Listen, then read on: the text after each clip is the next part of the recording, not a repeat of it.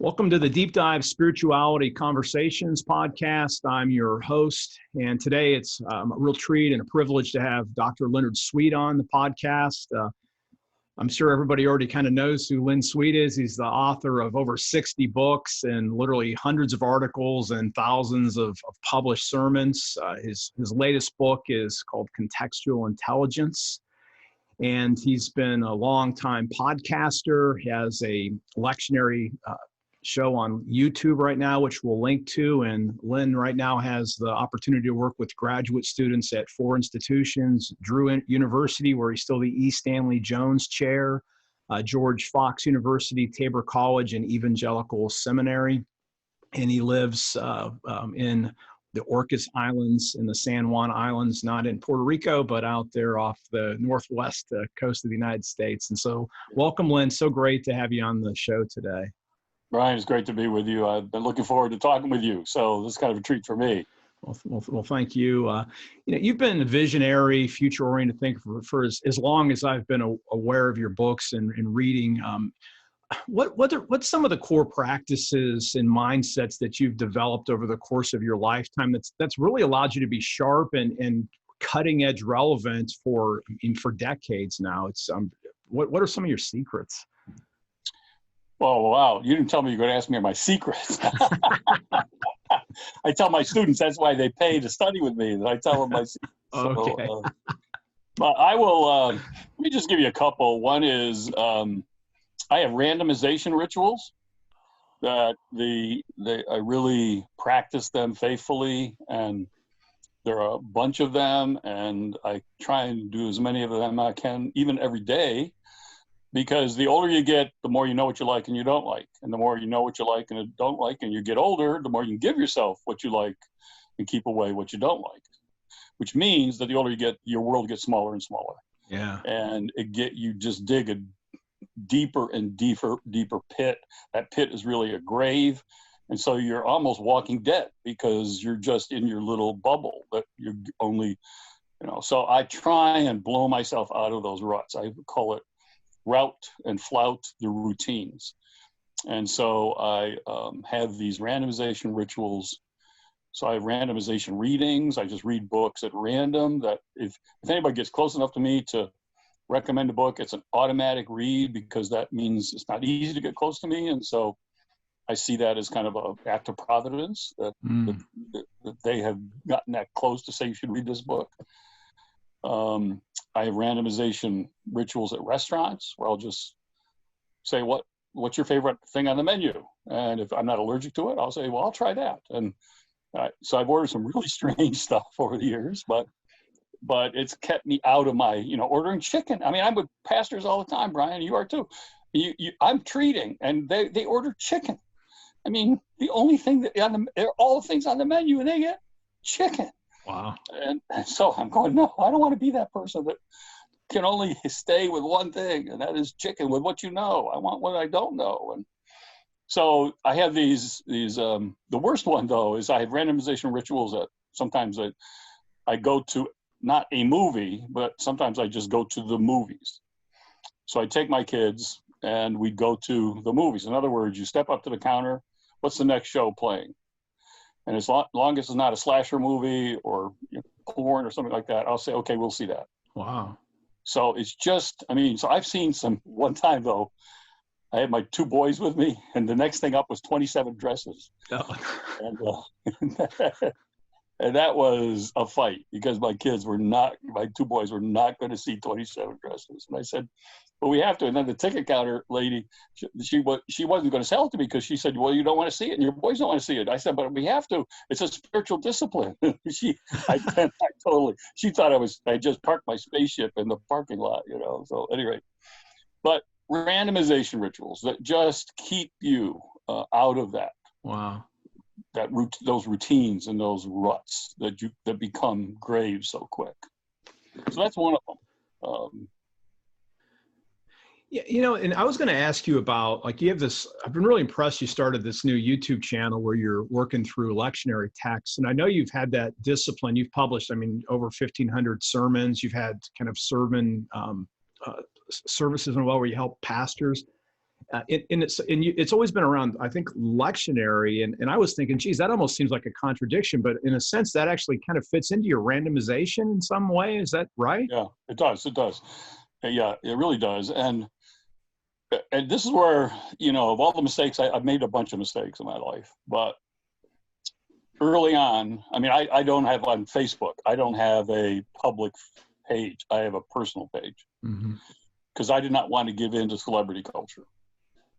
So I was not going to present myself as a celebrity or quote a public figure is how they do it. But so I'm limited to 5,000 friends. Okay, so it's really, I think there's 20,000 people following me, but still you're really constrained by that number.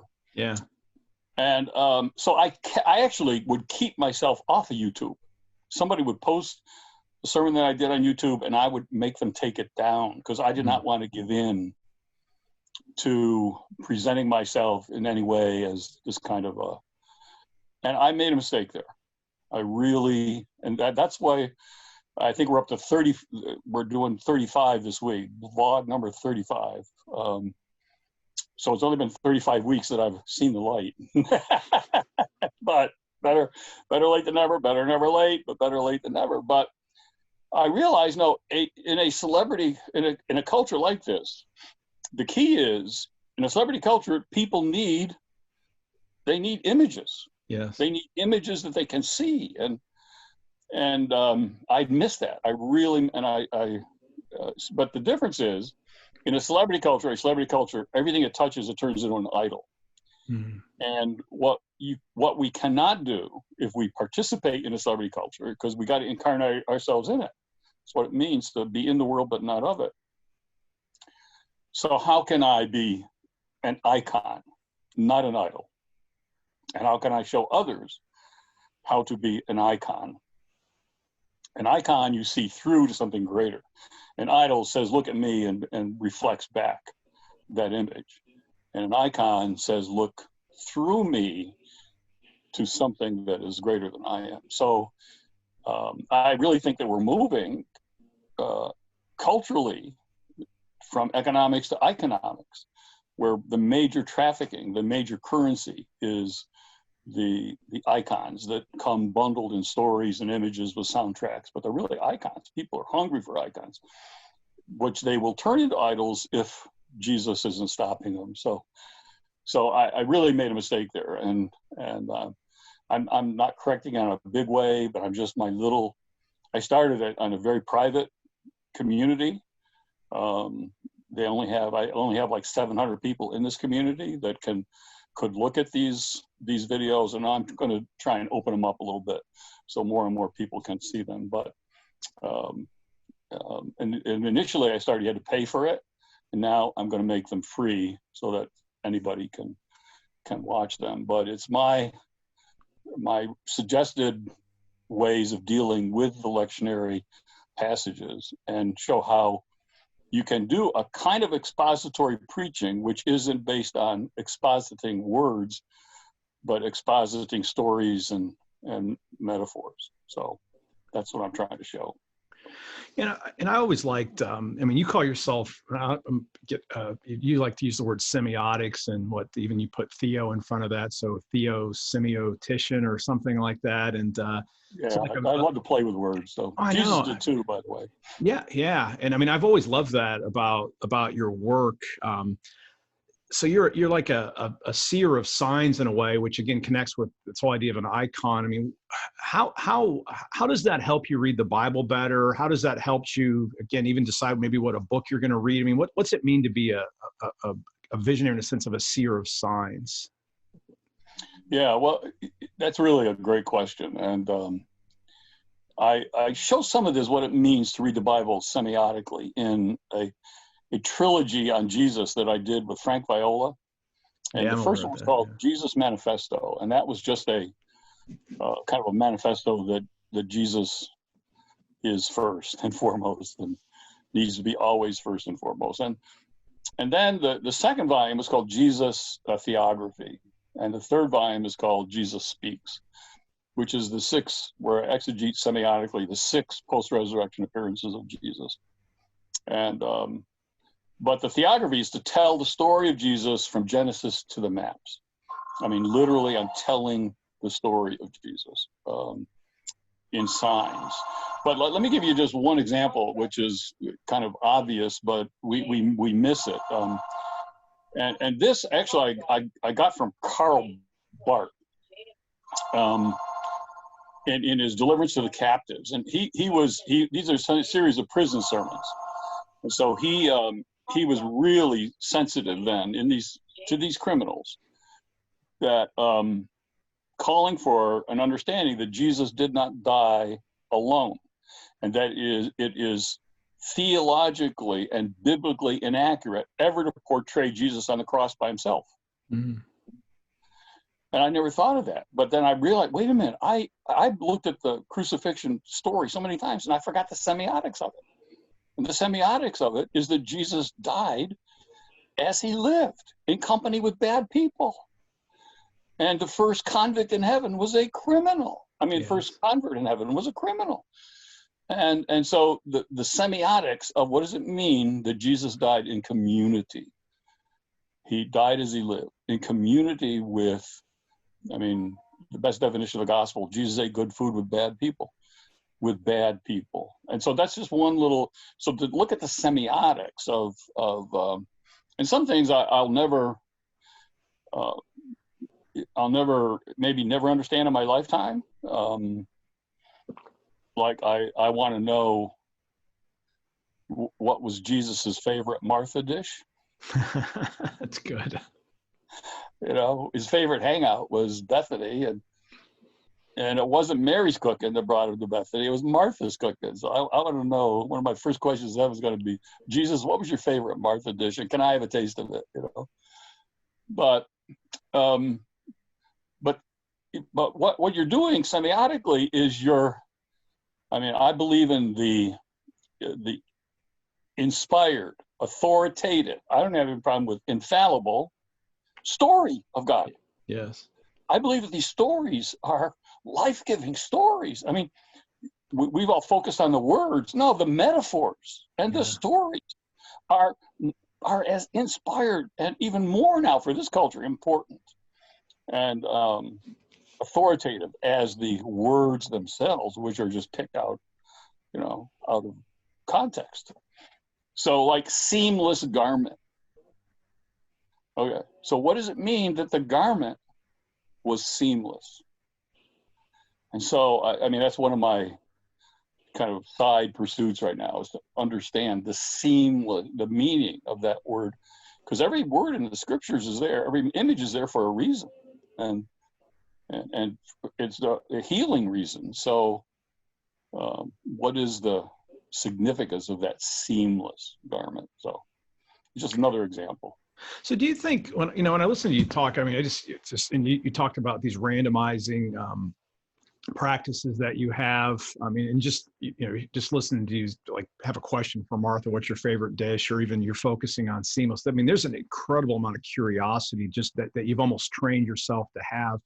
I mean, how do you actually, would you help other people to become, at some level, just more curious, right? Read this text and not just read it woodenly, but just be able to see these little metaphors. I mean, we're going to get into the contextual intelligence. You grab a little snippet about Issachar, you have this whole book based on that. So, how do you set yourself to be surprised by the text and be able to grab on these pictures that maybe people just read quickly through as a sort of an insignificant, aside to get to what they think the meat is?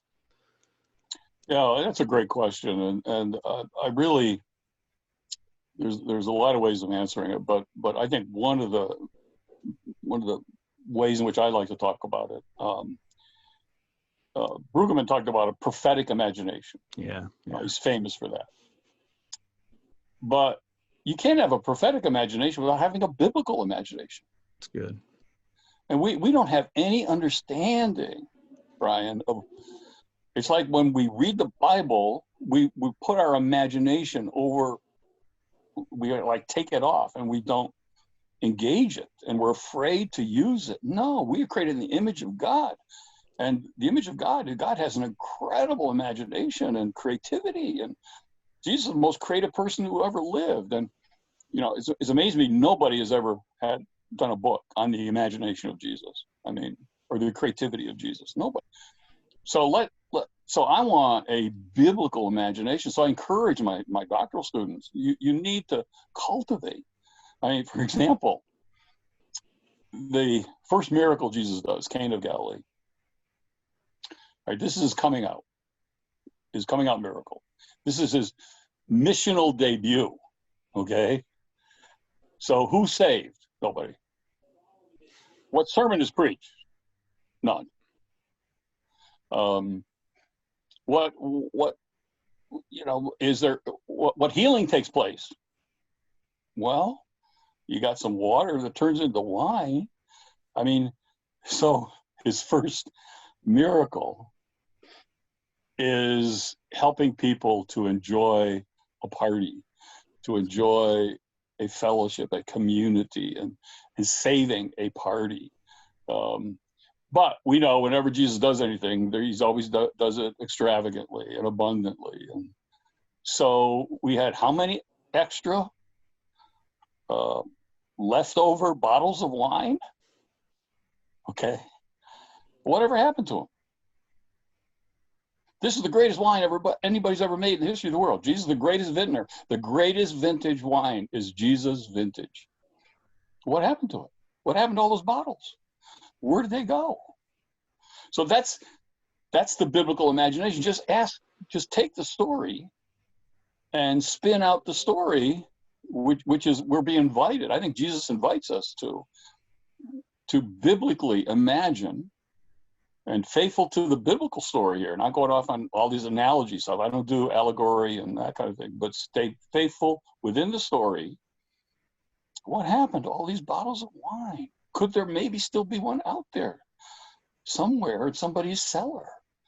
So when you start reading the Bible this way, Brian, it's like catnip. You can't stop. I mean, yeah. You're addicted. I mean, because every story, wow, well, I wonder what happened to there. I wonder what happened there. And but we don't even think narratively in reading the scriptures. We just think, exegetically, word-wise, and so I have to almost diversify. I call it versitis that my students have. I have to diversitis them to get them to inhabit the full narrative. No, that's good. John Goldengay, I don't know if you ever met him. He used to teach down at Fuller. He always talked about a pastor should always use the longest passage they possibly could, just simply so they would make sure they were not going to nitpick. I mean, not to underread the text, but if you got more of the text, you would actually be able to probably get closer to what the Bible was after. And I guess I'm hearing you that you read the whole narrative and let these images emerge from there. That's exciting. Exactly. Yeah. Well, you have this new book, Michael, and I've had Michael Beck on. He talked a little bit about contextual intelligence, the ancient secret, the mission on the front lines, and you take this passage about Issachar out of the Torah, where it's talking about them. They were able to readers of the signs. No, it's actually Judges, isn't it? From the readers of the signs. First Chronicles. Yeah, I'm looking like a biblical scholar today, right? No, that's all right. It's funny, but thank you. It's sort of a methodology for being wiser as a pastor, and we've been talking about even misreading text. So I always like to flip things a little bit, and so you have this text, this method for expanding contextual intelligence. It always makes me curious to ask a person like yourself. Why the need for this kind of book? And what are the blind spots that you see that Christians, we'll just say in the United States, and maybe even especially pastors have that prevent us from being able to read the signs better? Yeah. Of course, the Greek word for sign is where we get semiotics from, S-E-M-E-I-A. And Jesus had this favorite saying, red sky in morning, sailors take warning, red sky at night, sailors delight. You know how to read the signs of the sky. I want you to know how to read the signs of the times. And so partly is just, first of all, doing what Jesus told us to, but the unique gift of sign reading was given to this tribe of Issachar. Each one of the tribes has a special symbol. The lion of the tribe of Judah. For the Issachar tribe, it's the donkey. But it's the only animal that speaks in the scriptures, and it's, except for the first one, the serpent. But then he became a snake, and then it's over. But you have this this understanding of the need to understand the context of it. Nothing makes sense. Every content has a context, and it is embedded in a context. And if you don't understand the context, you cannot understand the content. I mean, it's just simple as that. And so the challenge, where I got involved in this and started writing on it very early, I started talking about it in my Gospel According to Starbucks, actually. But there's the dean at Harvard Business School. He's been dean there for the last 10 years. But before he was dean, he had time to do research, and his name is Nitin Noria. And he and his graduate students, and he got a lot of grant money for this, they selected the 1,000 greatest, quote, business leaders of the 20th century. And then they put it all through all sorts of algorithms and kind of computer analysis. And when all the whizzing and buzzing was done, what dropped out of that computer were 100 that were really special. So then he did a really intensive probe on those 100. What can we say they all had in common? So the 100 greatest business leaders of the 20th century. And he and his co-writer came up with 5 different leadership styles. You got the managerial style, you got the charismatic style, you got different. But there was not one that was more effective than the other. They were just the person was embodying them, and that's who they were. The only thing, now this is another case, Brian, where the world steals our best lines because we don't know we have it. They do this all the time on us. They called their book In Their Time, and they zoomed in on one feature that they all shared, and it was the exact words of 1 Chronicles 12:32. Every one of them, this is their phrase now, knew their times and knew what to do in those times. And this is exactly what the tribe of Issachar offered to King David as he's going out to battle, and they're coming before him saying, this is a unique gift our tribe offers to you, O king. And the tribe of Issachar said, we are the tribe of Issachar. We are the tribe that knows the times and knows what to do. So at that point, and they're the ones that named it. Now, there's Robert Sternberg earlier in a psychological book, actually, talked about the psychology of contextual intelligence. But this is a cultural definition, and I'm not all that into psychological stuff. So the cultural understanding of contextual intelligence. And so I just said, this is exactly right. You got IQ. When I was growing up, it was all about IQ. And then I realized, no, it's all about EQ. That's your greatest success in life doesn't depend on your IQ. It's your emotional quotient.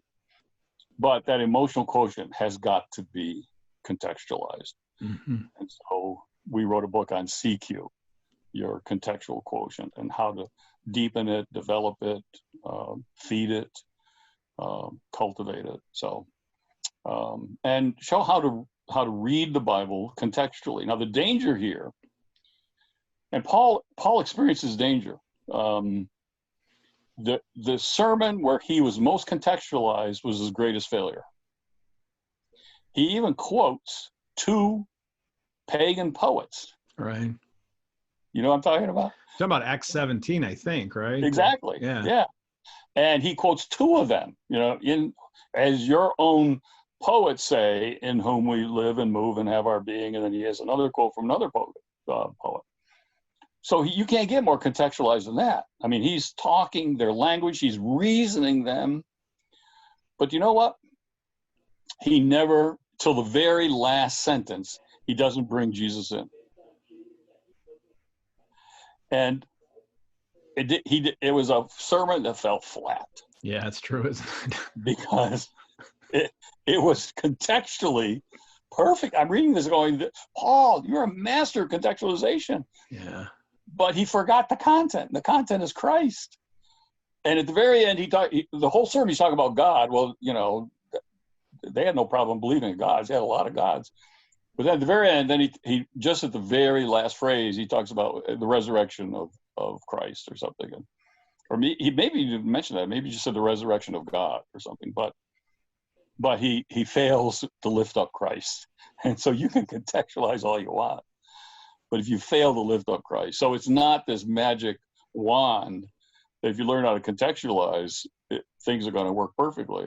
Just ask Paul about that.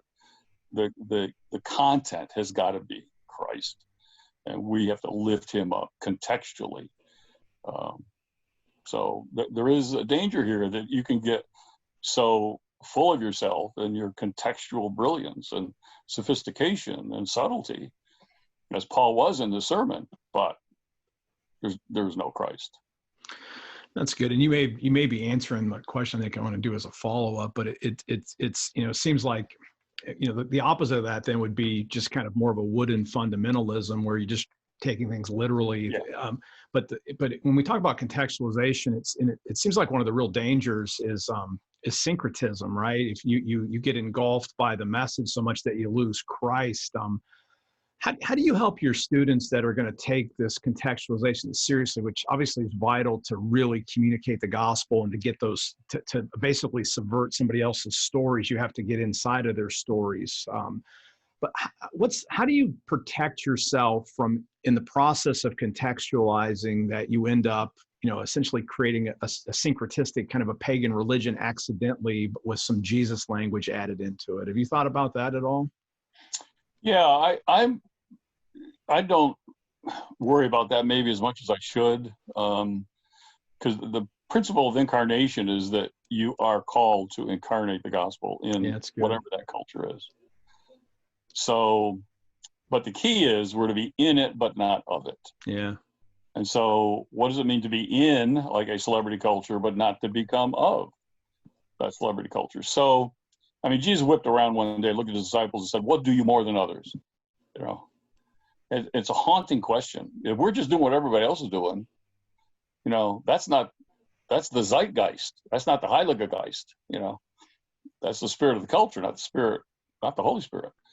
So we're in this culture, but what are we doing differently? What are we doing in that culture to lift up Christ? And it's not about just being in it. We're in it, not of it, but not out of it either. But we're in it for the purpose of, for the mission of lifting up Christ. So it's all about Christ. So keeping your eyes fixed on that pole star. I mean, for him, for me, that he is the pole star. He's that North Star. And whatever that culture is, if you lose track of that North Star, you're lost. And so it's always looking to the pole star. I think it's really helpful. And I think it's just a reminder that we need to be more confident in the gospel, essentially, keep our North Star and get in the culture and proclaim the gospel. I want to watch the clock here and be mindful of our time. I want to get to a topic. I know that you have deep holiness roots, and you know, I don't know how I know that, but I guess I've heard people mention that about you, and I don't want to put you on the spot, but I'm just curious. You do all this really deep thinking, and for me, like, you know, if you were going to ask me what do I really think I am, I would say I think I'm a holiness preacher.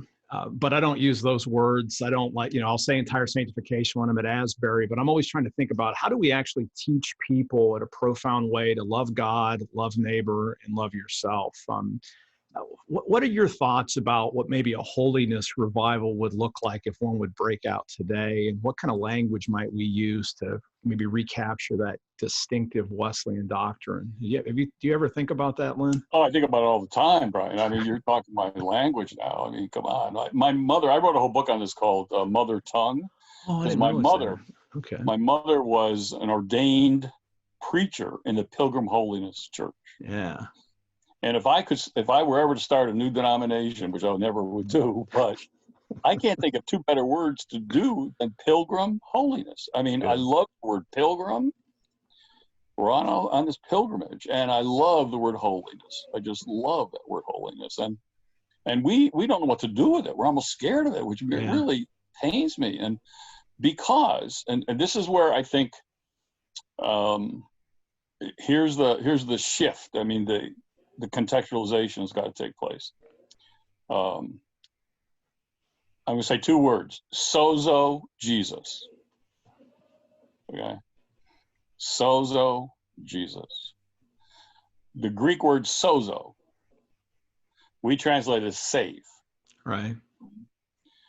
But when William Tyndale translated the Bible from the first time from the Greek into English, he did not use save. He used heals. Yeah. And sozo, I mean, you if you went to a holiness Sunday school, you learned, I've heard the joyful sound, Jesus saves, Jesus saves. Okay, well, I've heard the joyful sound, Jesus heals. Jesus heals. The sozo, I mean, salvation is a healing word, salve, ointment, you know, a healing kind of mixture that you apply. But the essence of the word holiness is wholeness. Yes. Total mind, body, spirit integration into a state of wellness and wholeness. And that's they're all the same word, sozo, holiness, wellness. Jesus did three things. He spent his 3 years doing three things: preaching, teaching, and healing. Everybody that comes to seminary, as you know, Brian, better than anybody, wants to become a great preacher. By the time they leave, they learn, well, I got to teach too. There's a rabbinic function here, you know. And teachers love to reproduce themselves, so they will, yes, you got to teach. But I've never had anybody come to seminary and say, I'm here to learn how to heal. I've never had anybody leave seminary and say, now I'm a healer. But if I have to rank those for the future, healers number one, teachers number two, and preachers number three, we've got to rediscover what it means that Jesus heals, sozo Jesus, that the healing function of the gospel, which is mind, body, spirit, fully integrated, functioning full throttle. That's entire sanctification. Wow. You know, so I think the link, the bridge from the previous understanding of holiness, and Wesley, you know, Wesley was a best-selling author in the 18th century, and he made a fortune off of a book that was one of the bestsellers of the 18th century, called Primitive Physics. That was 1767, where he just put together a book of this is what your this is what your ailments are.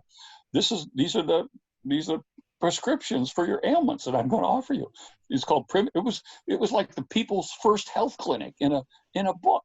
And the Methodists opened up these health clinics. They had circuit riders took with them medicines when they went because they saw themselves as having not just a role to heal the soul. I mean, Jesus didn't die for your soul. He died for all of you. He didn't die for your body, your mind, your spirit. No. Jesus didn't die to save your soul. He died to heal all of you, to save all of you. And I think, frankly, that if we had functioned out of our heritage, especially Methodists, with this healing function of holiness, we would not have allowed ourselves to be pushed into corners and into the dark background in this COVID-19 pandemic. We said to the first responders and the frontline people, oh, you medical doctors and you nurses and you lab technicians, we're out here praying for you. And actually the Archbishop of Canterbury even promised to them that clergy would do nothing to stand in their way. We would just stay in the background and pray for them. And I'm going, no, you should be beside them. What do you mean? The healing of the spirit is as important as the healing of the body. You can't separate the two. What is this? We're going to cringe in our corner and sit there in fear and trembling, and we're going to let these the white coats, be the new priests and the new healer? No, are you kidding me? So, yeah, I think I'm so into this whole holiness. I mean, maybe you and I ought to do a book on this together, but the whole holiness revival that could come if we understood the power of this word. And that's really, I mean, it's a way of talking about shalom. Yes. Holiness is full shalom in all of its simplicity and complexity, or simplexity, if you will. I think my heart's feeling strangely warm. I love that. That's so simple. This Jesus heals, and it's funny. I never knew. That's funny, and I'm not going to pick on Asbury, but I mean, I went to Asbury, where premier Wesleyan, and do the holiness, and it's like I'm watching Oprah one day, and I forget who her guest was, and the guest goes, "Yeah, all great spiritual teachers were vegetarians, like John Wesley," and I'm like, "What?" And I remember thinking, I never learned that, and then you just reference this whole piece. What Wesley was about the whole person, and what a powerful message that is, and. I know you watch a lot of what goes around in the world, but I mean, if you go down like the Silicon Valley, it's like all these high level guys, they're doing fasts, they do meditation, they're doing like keto diet or whatever or paleo diet. You have all this whole package, and it's like, I always wanted to call those guys the New Methodists, but they have these practices, and in a sense, they almost just the church missed it. And exactly and it's back to the heel. So that's just a really powerful insight. So thank That's you. why I love the Adventists so much. Yeah, I mean, because they really retain that understanding of healing and health and wholeness, and we don't understand that you don't have hospitals without Jesus. Every time you see an H, you ought to say thank you, Jesus. A blue sign says H, and an arrow, because the Christians were the first ones to really care for the strangers and see part of the church's ministry as healing and wholeness and wellness. So I think we really miss out here. That's good. I want to be fair to time. I just want to ask you a couple of quick questions that kind of close things down. I like to ask everybody who's on the podcast, if you're going to pick 2 or 3 books that have been deeply formational for you out of all the books you've read, and maybe they're the most recent ones, what would 2 or 3 books that have really shaped you, what would they be, other than the Bible?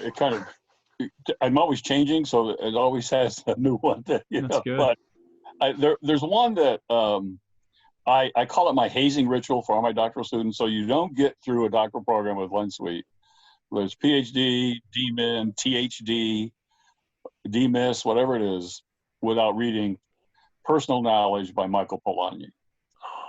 It is, they all hate me for it at the time, but 5 years later, even 2 years later, sometimes they'll say that book has so shaped me and influenced me. I can't thank you enough for that. So that is one of them that I think is really. The other one, it's a 2-volume, and nobody's ever heard of it probably, but the guy's name, he's Dutch. His name is Fred Polak, and this is what made me into a semiotician, really. And the book is entitled "The Image of the Future." Mm.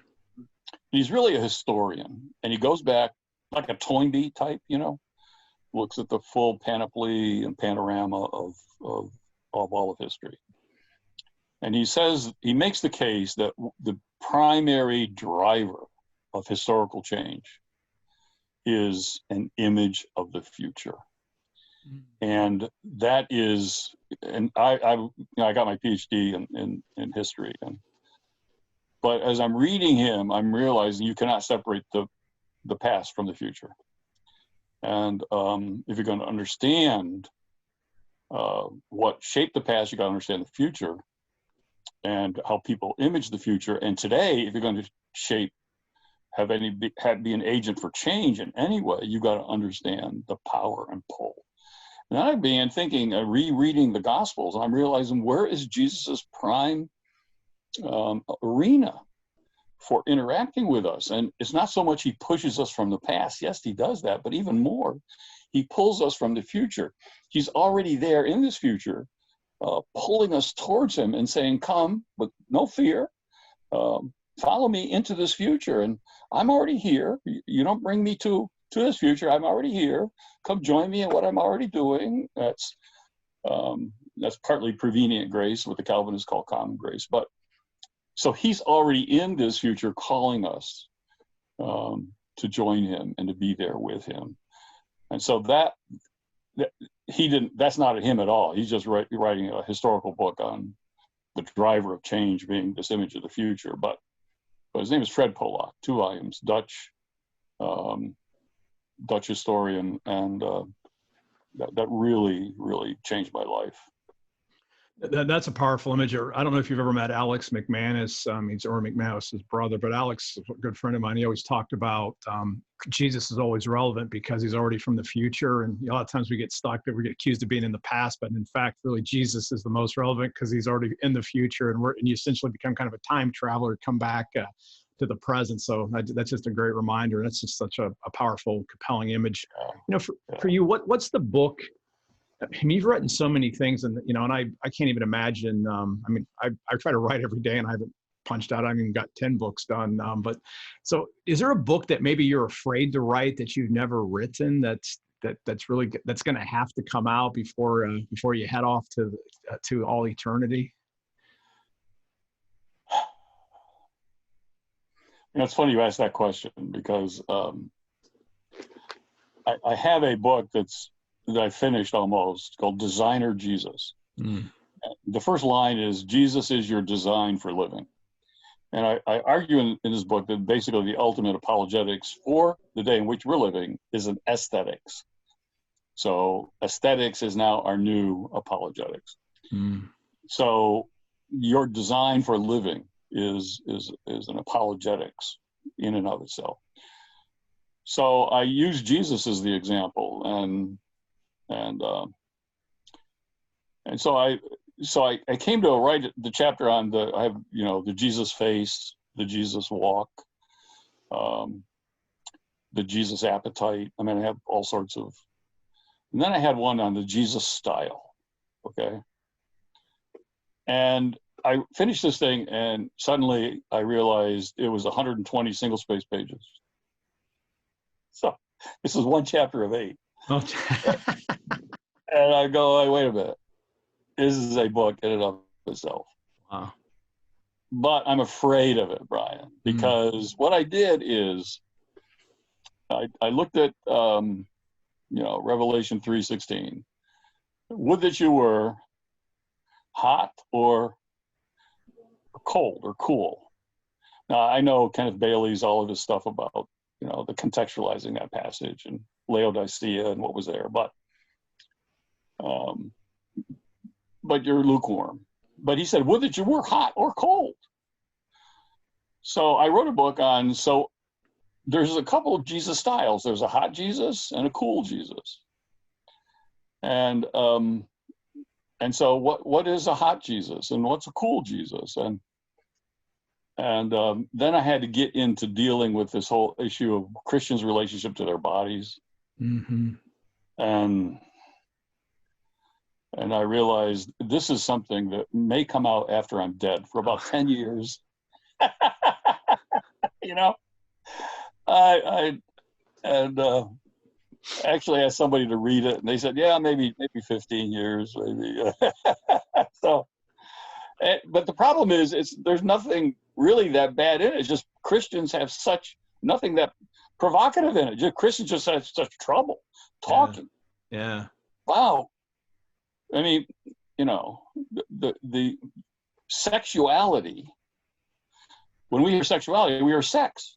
Yeah. I mean, and I'm not talking about sex. I'm talking about what does it mean to ooze a certain sexiness, I mean, I think Christianity is the sexiest religion around. I mean, it is really attractive. I mean, yes. But as soon as you move to that, from attraction, it's attractive, and to what is there that spark that brings people to it, and what is the essence of that? And so I may wait for, put in my literary estate, wait 10 to 20 years or something. That book. and have your lesson come You had along. to ask that question, did you? Yeah. That was actually fun. Well, no, that was actually good. That's good. So, yeah, that's it. Okay, that was good. Well, again, I want to give you what you were thinking of, did I? Well, you know what? I think it's always interesting to just ask a person, because I mean, everybody's got like that book they want to write, and you've written. I mean, you've had to have already written that one, right? Because you've written so many books. But then you always ask the fun questions to ask. It's like, okay, what book are you afraid to write? And it's just interesting. So, that was really cool the way that you said that. So, thanks for sharing that. That was fun. I may regret saying I may call you on the phone and say, you got to edit that out. No, we'll see. If you don't hear from me in a couple of days, you're okay. No, that's like I always give the option. So if you want me to whack that part, just let me know. But that's good. But Okay. Again, I want to be thankful. I know we got a hard cut off here. So I want to, I'll post all your websites if people want to get in touch with you. And I just want to thank you for your work. Thank you. It's been great talking with you, Brian. These are great questions. Jesus was a master questioner. I mean, if we could get our doctoral students, if we get our students that learn to ask questions, I mean, that's what it's all about.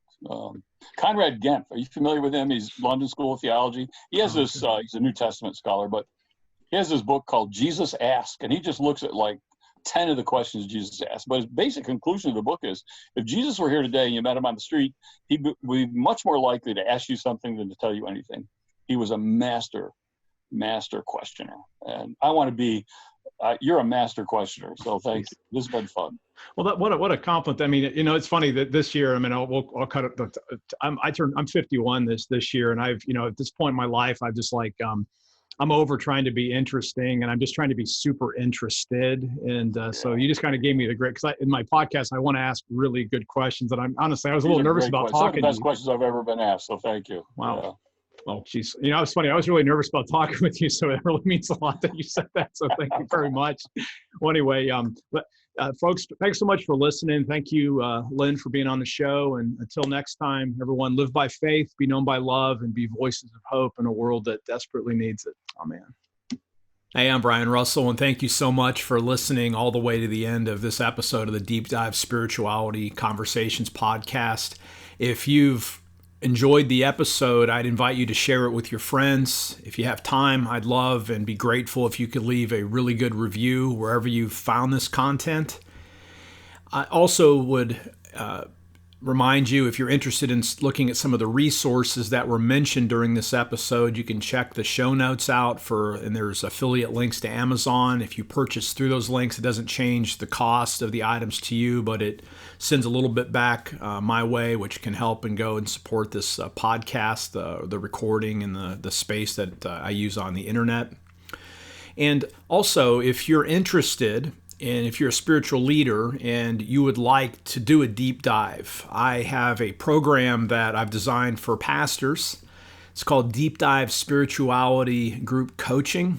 You work directly with me in small groups with like-minded men and women. If you'd be interested in that, you can check that out at deepdivespirituality.com. If you have any questions and I can be of any service, my email is deepdivespirituality@gmail.com. So if you just want some information, deepdivespirituality.com, or reach out to me, deepdivespirituality@gmail.com. Thank you so much, and it's a real privilege to have you as a listener.